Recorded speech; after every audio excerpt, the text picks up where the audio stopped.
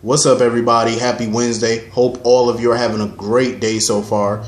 Getting into this episode of GH, listen, I totally understand where Chase is coming from. Where, as far as the, whole justice system and stuff like that, and how screwed up it really is. I get it. It can be frustrating for a cop. And I love when they still tell stories like this because it's so reminiscent of real life. Because don't think that things like this don't happen in real life with the police stations and the police departments and cops and stuff. Because it does happen. It happens all the time. Because if you pay attention to what's going on in the news and all that stuff about these criminals and how they just get off on all these technicalities and, basically the way that the justice system, the law is set up in certain states and stuff, well, a lot of states, it's set up to where it's more protective of the criminal instead of the victim. That's pretty much how a lot of these laws are set up, is to protect the criminal instead of the victim. And it's sad, but it's true. That's just how it is. You know what I mean? So I don't blame Chase for being frustrated. They thought that with Carol's testimony, they would have Shiloh dead to rights. But I do agree with Mac and Robert on this. It's hearsay. It really is hearsay because you don't have really no real proof. All you have is her saying these things. You know what I'm saying? And you have Sam recording it. And Sam already has a history with Shiloh. You know what I'm saying? A bad history. So his lawyer could easily bring that up in court and get that testimony thrown out. That's what Robert is trying to tell them. You know what I mean? Yeah, they can subpoena Carol and get her there to put her statement on record for their department. But they're going to need more than that.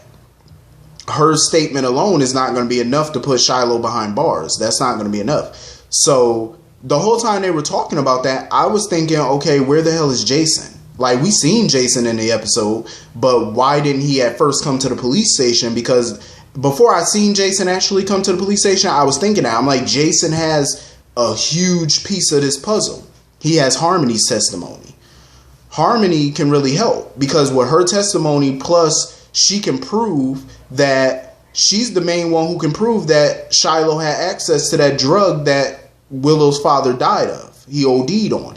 Shiloh had access to it because it was a prescription that was in his name. And Harmony can prove that. That's their biggest piece of evidence. So I was happy at the end when Jason finally walked in to let them know, like, I got what you need to get a conviction. Thank you. I'm like, it took you long enough to get there. You sitting there running your mouth with Sonny when you should have been over here taking care of business. I'm just saying, like, that's the evidence that they need, in order to put this thing down. I still feel like even with the evidence, I feel like Shiloh's still going to go free. I feel like it's still not going to be enough. Because it's like whenever they try to get something airtight, it's like it's not as airtight as they think. You know what I mean? To them, it might be airtight, but you never know what's going on in a judge's mind and how they see things and the way the laws are set up and how defense attorneys are going to argue it. You know what I mean? So it just collapses everything. So I definitely don't blame Chase because here he is busting his ass every day to put criminals behind bars, but yet they keep walking on all these technicalities and insufficient evidence, and good people who are the victims are the ones arrested on bogus charges and have to sit in a cell while the criminal gets to walk around scot-free doing whatever they want, committing more crimes and getting away with it. So I get his frustration. He had every right to be pissed. Because if I was a cop, I'd be pissed too. Like, this is what they work hard for. And it's like, it's a spit in the face every time these criminals get to walk away. But I do agree with Sam, like, he needs to calm down. I mean, she gets the frustration. We all get the frustration, but calm down. All that yelling and stuff like that and slamming doors is not going to get you the result that you want. And Mac and Robert are not the enemy. You know what I mean? They're the ones, they're trying to help. They want Shiloh in prison. They want to prosecute this. But you have to make sure that it's airtight. Carol's testimony is not enough. Her testimony alone is not enough. It's hearsay. You need more than that. Harmony is the bigger key here. She knows all the secrets. She basically knows where all the bodies are buried. You know what I mean? She has all the proof. That's who you need. So thank God Jason came through. All they got to do is go down to Pettinville, offer her a sweetheart deal, You know what I'm saying? Reduce her time or whatever. And I'm pretty sure she's willing to roll on Shiloh. She already did it with Jason, so ain't no turning back now for her at this point. Shiloh not gonna help her. He's already proven that. The only reason he hasn't visited her one time since she been in Pettinville. When she was at the PCPD, the only reason he visited her was because she had the codes and stuff to his offshore bank account to transfer the money. He only needed her for that one thing. After that, he didn't need her no more. So he wasn't going to help her? Of course not. So moving on from that, I actually have to agree with Jason today about what he said to Sonny about Dev. I have to agree. I feel like I get both sides. I get Sonny's point of view. I get Jason's point of view. You know, Jason basically was telling Sonny, like, you can help Dev, but why does he have to live in your house? I agree with that. I do, see where Jason's coming from, because it's not just about Dev living in the house. It's a simple fact. Sonny doesn't know a damn thing about this kid. You don't know nothing about his parents, his family. You don't know if he got other enemies other than Raj's people. You don't know. You know what I mean? You don't know what's going on with this kid. You know, you know absolutely nothing, which is true. You could be putting your family in harm's way and not even be paying attention to it. You know, I understand Sonny wants to help this kid, but I do agree with Jason. He needs to open his eyes and start doing a little bit of background on Dev before you commit, to letting this boy live in your house for an extended period of time. You know what I mean? Because you got a family of your own that you need to think about. And you're trusting him in your home with your good silverware, your paintings, and you already know that boy a thief.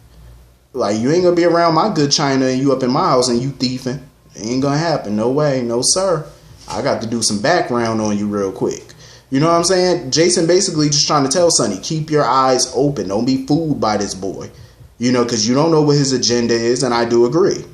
I like Dev, don't get me wrong, I like the character. But, you can't put nothing past nobody, especially somebody you don't know. You know what I mean? I understand Sonny's gratitude, he has his gratitude towards him. I mean, the boy did save him and Dante. True, but keep your eyes open. But I do get where Sonny's coming from. Like, he just wants to give this kid a good, stable home life, because clearly he probably never had one. You know what I'm saying? I get that. I totally get it. But, and he's also a minor. He's a child. He's a teenager. I don't think Sonny really wants him living on his own. But I was thinking about that. I'm like, Sonny does own some apartment buildings. So does Jason. They own apartment buildings. You can easily get the kid his own place, rent free. And Sonny can pay for him to go to college. You can pay for him to go to PCU or some other university or something if you want. Let him get a good education. He could do that too. My thing is, I feel like Sonny and Carly just have way too much on their plate right now. You got other kids to think about. And I'm not just talking about the, Jocelyn and Avery. I'm talking about Michael, Christina. Even though they're grown, they're adults and they live on their own. Well, kinda. But, they're out the house. They're on their own, making their own money. But they still have issues going on in their life that they're going to need, Sonny and Carly are still going to have to deal with those issues too. Because, as a parent, you never stop parenting no matter how old the child get. You know what I mean? You're still going to have to be there for the kid to comfort them and stuff like that. Even though Michael and Christina don't really need it as much. But, they're going to need it. But it's just too much on their plate right now. They're dealing with them. They're dealing with Mike and his Alzheimer's. They got Jocelyn. You got two minor kids in the house still, Jocelyn and Avery, that you have to deal with. Both of them own their own businesses. They got their own careers, you know what I mean, that you got to, focus on. They got this new baby that's going to have special needs. That's a lot to, deal with. It's just way too much. They're spreading themselves too thin as it is. With business, kids, their marriage, this new baby, Mike. You're going to add Dev to the plate too. That's a lot. It's a lot to deal with. It's a lot to undertake. So I get where Jason's coming from. You got enough on your plate. Why? You're already spread too thin as it is. You add another person to the plate might damn near fall over and crash and break.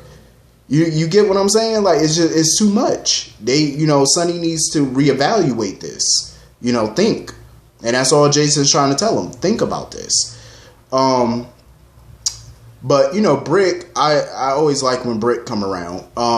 Basically, he was trying to, you know, go over some stuff with Dev, basically, about his birth certificate and his ID and all that good stuff, you know, basically trying to cram, you know, trying to do study, basically. And Dev was a quick learner. Like, he learned all that information in that file real quick. But, you know, Brick still had to give him some pointers. He was like, number one, never give out your license number, your license or ID number, which is true. Never give that out. Only answer questions that are asked. You know what I'm saying? Don't just be forthcoming with information, which is totally true because I do the same thing. I'm not too forthcoming with information when I talk to people unless you ask a specific question, you know. And he also needs to learn the history of Bridgeport, like learn local places like bars, wherever, you know, schools, learn the city, learn the town. You know what I'm saying? Because, you know, immigration or whoever come around asking you all these questions about Bridgeport and you don't know nothing, is going to be suspicious. They're going to think, okay, you're lying, you don't know about this place, yada, yada, yada. So Brick gave him some good pointers, you know, learn this stuff, learn that. Only answer questions that they ask. You know what I'm saying? Good move. So anyway, moving on from that. I like the scene with Sasha and Carly. I did like that scene. You know, Carly was, you know, usually Carly is snarky with people. She's usually a little biatch. Like, you know, she's usually, you know, a witch to people. But, you know, she was pretty nice to Sasha and stuff, you know, just getting to know her. And I don't blame her because, you know, usually I say Carly need to mind her business. But I like the way she went about it this time. You know, she wasn't no little harpy or nothing. You know, she was just trying to get to know the girl. You know what I'm saying? Like, if this girl going to be around her son, she at least want to know about you. You know what I'm saying? I don't blame her. Because Sasha was looking at her gym membership to see if she wanted to continue it annually, which is yearly, or continue it monthly, you know, go by a month-to-month thing. But after her conversation with Carly, she decided to stick around Port Charles. I like the character of Sasha. I do. I like her. But I don't know how things are going to turn out when the secret comes out. That she's not Nina's daughter, she knew it. Like, how's Michael going to react to it? How, you know, we probably already know how Carly going to react, but, you know, that's a non-factor. But, you know, just how people are going to react to it and what's her status going to be in town. Because chances are Nina's going to be pissed and probably fire her from Crimson. So it's like, what do you do then? You know what I'm saying? That's what I'm worried about, the fallout. But I do like the character, though. And I did love the scene where Michael basically knocked Shiloh on his ass and stuff. Because Shiloh basically was trying to sit there and recruit Sasha to DOD. And I'm glad Sasha wasn't falling for it. Shiloh just made me itch. Every time I see him, he just annoys me. But you could tell Sasha definitely wants more with Michael than just casual dating. Like, she wants more of a commitment. She definitely does. I could see it, you know. But for right now, her and Michael are just playing it by ear, which I think is a good thing because they're letting it slowly, you know, build up instead of rushing into something, which I think they shouldn't do. But I'm happy about that. So moving on, so we get to the Quartermains, the reading of Oscar's will, but before that, I could see why Drew didn't want to press charges on Kim. I could see why, because she did cross the line, but I could see why he didn't want to press charges because he felt like after she lost Oscar and stuff, you know, he feels like she lost enough as it is, so he knew if he pressed charges, she could lose her freedom, she could lose her job, so I get it. But she better thank her lucky stars Drew is a nice person, because if that was anybody else, she would have lost everything. Her freedom, her career, you would have lost everything. You know what I'm saying? And Drew is that dude, like, he just felt like she suffered enough. You know what I mean?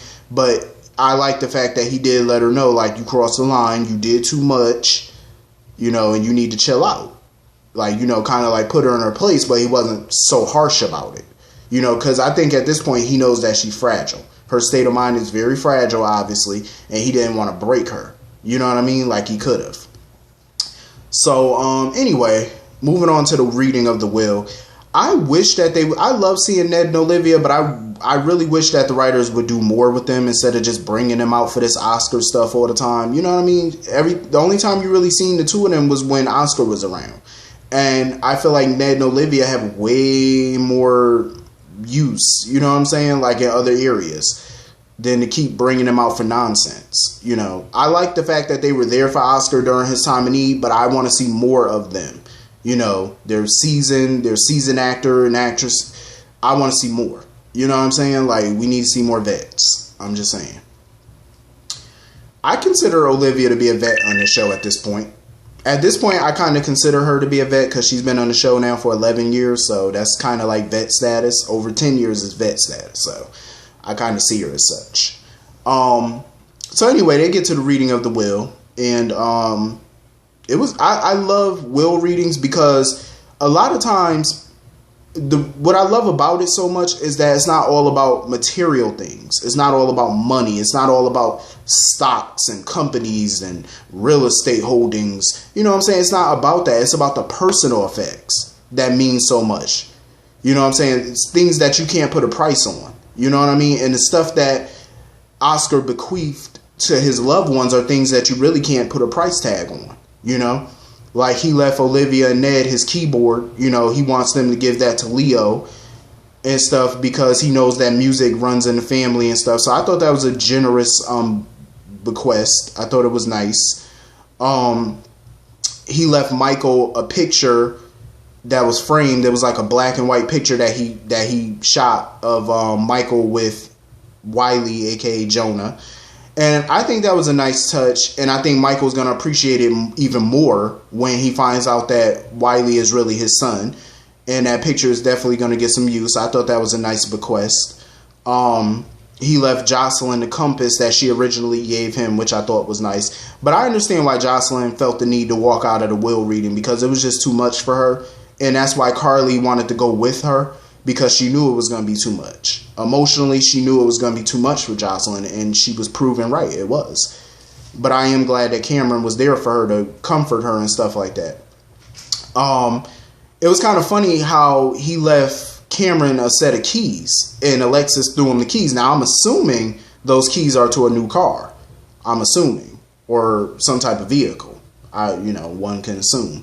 Which I still thought was nice. He left his father the cup that him and Jocelyn used to get DNA from Drew when he found out Drew was his father. I thought that was a beautiful thing. Like I said, these are things that you can't put a price tag on. And it was so, it was beautiful. It was like sentimental things that he left his family. And I think it was beautiful. And you could tell like Drew really appreciated that. And of course, he left his mother a little stuffed animal that she had got him when he was a kid that he used to sleep with, which I thought was beautiful. He left Monica a book. It was like a tour guide kind of book for, his old hometown of Ohio, Cleveland, I believe. Like, he basically gave Monica a journal of notes and stuff of places in Cleveland of his hometown. And I love that Monica basically said that, she plans on taking her next vacation to Cleveland and stuff, and she's going to use the notes that Oscar gave her in his will. And I love that Olivia said that she would go with her. I think that was a beautiful thing. I love all the bequests that he gave. I really do. Now we're going to get to the final bequest. I seen on Twitter a lot of people were pissed about this, and I was too, but I'm going to break something down for y'all in a second. So, he bequeathed his ELQ shares to Shiloh. Here's the thing, I'm going to break something down. I think the reason he did that because he said in his will that Shiloh, gave him a roof, even though he didn't live at the DOD house all that long. But he felt Shiloh helped him and stuff, so he wanted to give Shiloh the shares so that way Shiloh can he can continue to help other people. Okay, I know a lot of people are pissed that Oscar did that, but I can kind of understand why he did it. Because at the time, he didn't know everything about Shiloh. He didn't know what we all know now. You know what I'm saying? Like, all this stuff about Shiloh didn't come out until the will was already done and Oscar passed away. That's when everything came out about Shiloh. You know what I mean? So he wasn't privy to that information. Obviously, if he was, he would have rewrote that will and gave the shares to somebody else. But the thing is, though, I'm pissed that he's a stockholder in the company, but Oscar only has 6% of the stock. Now, I understand the Quartermains don't want Shiloh to have those shares, period. And I totally agree. Michael and Ned and Drew need to team up to get those stocks back. But it's not enough stock in the company for him to do any damage. You know what I'm saying? Like, it's not really enough. It's only 6%. That's not enough for him to demand the CEO position or nothing like that. Because the rest of the Quartermains still have majority vote. But I feel like, yeah, they need to do something now. I think that they're setting up for a who killed Shiloh. Or who done it. That's the only way I could see this going. Because he has way too many enemies. He has way too many enemies. Not only that, but the justice system has been failing the community, whereas Shiloh's concerned. They haven't been able to get anything to stick on him. And you can see the frustration in Chase. So, I said this before. If the cops can't get him, somebody's going to have to take the law into their own hands. Because a lot of people are starting to get frustrated with Shiloh. You know, all these characters are getting sick and tired. And they want something done now. So the only way I could see this going and playing out is somebody bumping him off. And he always coming in with that little slick look on his face, smug look. I'm ready for Drew just to get his memories back so he can find out what Shiloh did back in the day or whatever dirt he might have in his original memories. That's what I'm waiting for. But somebody gonna have to do something about this fool. They're gonna have to do something quick, fast, and in a fucking hurry. Because I am so sick of looking at Shiloh, hearing Shiloh. But that goes to show that the actor who plays Shiloh is doing a great job. Because if you're feeling all this hatred and emotions for this character, he's doing his job. The actor is definitely killing it. But this character is getting on my nerves.